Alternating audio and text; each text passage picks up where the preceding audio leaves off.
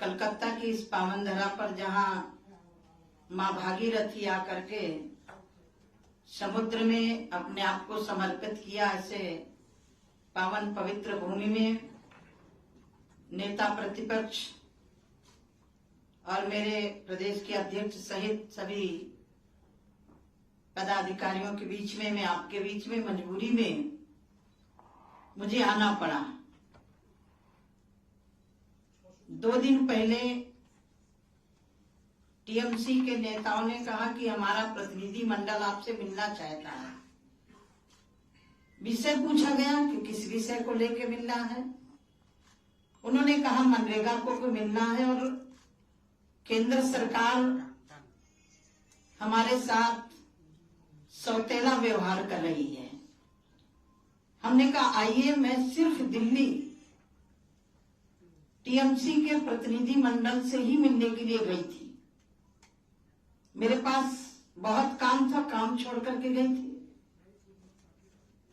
मैंने कहा आप अपना तय कर लीजिए कितने लोग मिलेंगे। उन्होंने कहा हम 5 लोग मिलेंगे क्योंकि ज्यादा लोग में बातचीत नहीं हो पाएगी। मनरेगा में जो गड़बड़ियां हुई है हम अपने तथ्य रखेंगे।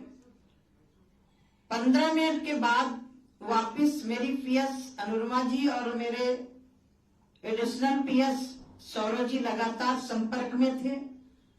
एडिशनल पीएस के हमारी पीएस के रूम में आकर के वार्तालाप हो रही थी। फिर बोले हम लोग 10 लोग मिलेंगे। तो मैंने कहा 10 लोग आ जाइए, मुझे कोई आपत्ति नहीं है। फिर बोले हम जनता के साथ आएंगे। मैंने कहा भाई आपने जो इशू उठाया है मनरेगा का, आपके सेक्रेटरी बैठे, आपके प्रदेश के मंत्री बैठे और दोनों के बीच में वार्तालाप होनी चाहिए। जहाँ गड़बड़ियां की है उनको आप पूरा करिए, हम पैसा देने के लिए तैयार हैं। फिर 15 मिनट के बाद 7 बजे के लगभग मेरे पास सूचना आती है कि नहीं, पहले जनता मिलेगी, क्योंकि इनके कार्यकर्ता गए हुए थे।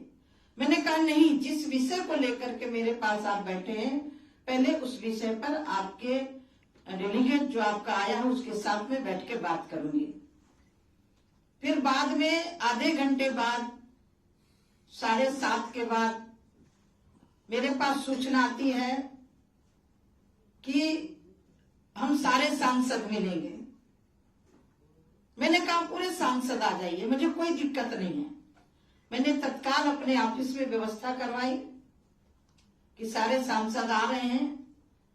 फिर उसके बाद महुआ मित्रा जी मेरी पीएस के रूम में जाती हैं और कहती है मैं अकेले मिलूंगी। मैंने कहा अकेले तो आप कभी भी मिल सकती हैं, मिलने की मनाही नहीं है, लेकिन आज जो जिस विषय को लेकर के आप प्रतिनिधि मंडल लेकर के आए हैं, पूरा प्रतिनिधि मंडल आपका बैठे और बातचीत हो। फिर उसके बाद डोलो गई, उसके बाद राज्यसभा सांसद बहन गए कि हम अलग से मिलेंगे।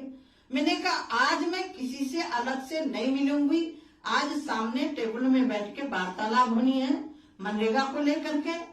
फिर मेरे पास 8 बजे सूचना आती है कि हम पूरे सांसद आ रहे हैं। ये 6:30 बजे, मैं 6 बजे पहुंच गई थी। 6:30 बजे से 8 बजे मेरे पास सूचना फिर आती है कि हम पूरे सांसद मिलेंगे। मैंने कहा आइए, कोई मनाही नहीं है। और मैं वेट करती रही। 8:20 में फिर मेरे पास सूचना आती है कि हम पहले जनता से आप मिलिए। मैंने कहा जनता तो मेरी है, मुझे जनता से कोई मिलने की दिक्कत नहीं है। पश्चिम बंगाल मेरे से अलग नहीं है, लेकिन जिस विषय को लेकर के आप आए हैं पहले उस विषय पर चर्चा होनी चाहिए। 8:25 पर इन्होंने कहा कि हम जनता से आप नहीं मिलेंगे तो हम नहीं मिलेंगे। मैंने कहा पहले आपसे मिलूंगी, जनता मेरी है, मैं मिलूंगी, कहीं भी मिलूंगी।